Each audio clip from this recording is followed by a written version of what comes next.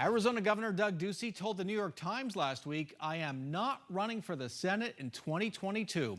He was widely rumored to be a potential candidate in 22 when his final term as governor ends. And Democratic Senator Mark Kelly has to stand for re-election to a full 6-year term.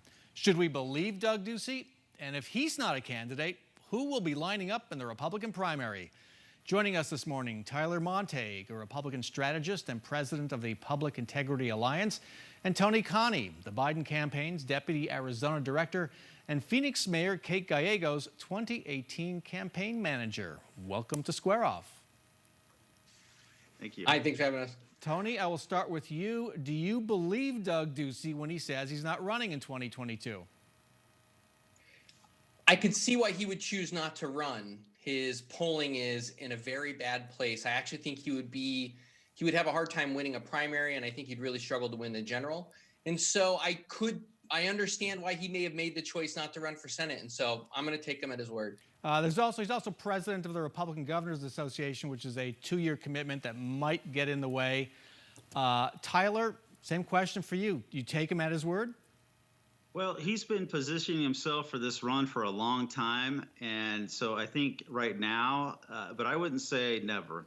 I think if the environment changes and it's not so toxic, he has 2 things hitting him. One, dissatisfaction over the COVID response, and the other that he didn't buy into the election fraud, stop the steal thing, and that has the base upset with him. So those are the 2 things working against him. But if things change, I think he could get back into the race. He could get back into the race. He would be the first politician in my memory to ever say he's not running and not run. Oh yeah, that never happens. It just never happens. So I agree, kind of tough to believe. So Tyler, if not Doug Ducey, say he does sit on the sidelines, what does the field look like for the Republican primary in 19 months in August 2022? Well, it's kind of thin. You hear talk about Blake Masters. There's Kirk Adams, who could always run.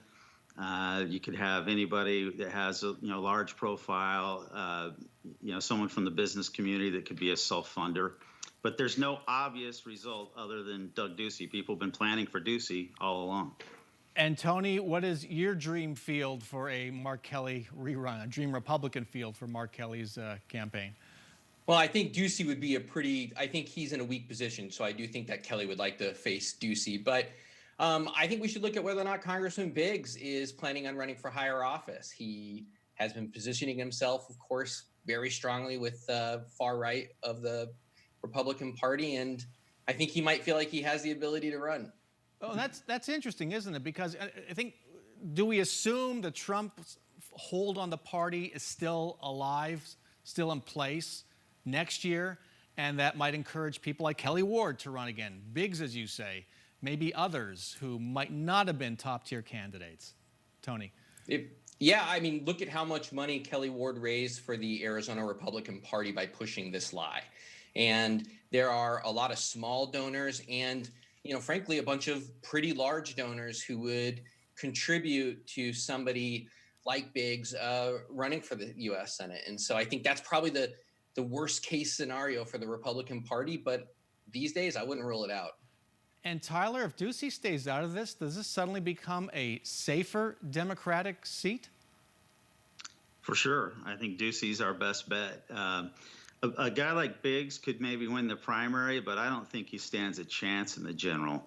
The Venn diagram has left no room for somebody to win with the extreme views and then to go out and win the general. Republicans should look to the person who won by wide margins in the general election, and that's Doug Ducey. All right. And last quick question for both of you. If Doug Ducey does stay out of it in 2022, what's his next move in 24, assuming he sticks with politics? Tyler? Golf. Golf, okay. Tony, is he looking at challenging Kirsten Sinema in 24, perhaps? Maybe I could see a longer-term path for him where he feels like he has time between his COVID response and running that he might run then. But, I agree with Tyler. I think probably it'd be a retirement situation.